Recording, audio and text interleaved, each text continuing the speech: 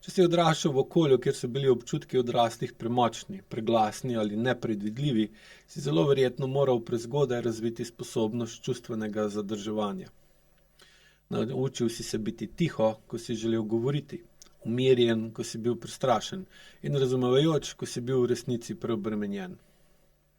Tvoje telo se je prilagodilo temu, da čustev ne izraža, ampak jih potisne, zadrži ali celo prevzame od drugih.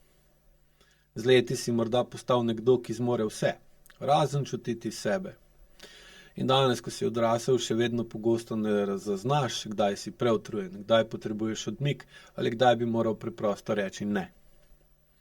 Na 2-urnem predavanju o čustvenem incestu boš razumel, zakaj tvoje telo še vedno nosi pretežke čustvene vsebine in kako jih z AIKU pristopom lahko začneš spuščati z občutkom. To je prvi korak k temu, da znova razvije zmožnost, da si najprej zvest sebi in da tvoje telo ne nosi več bremen, ki mu nikoli niso v resnici pripadala.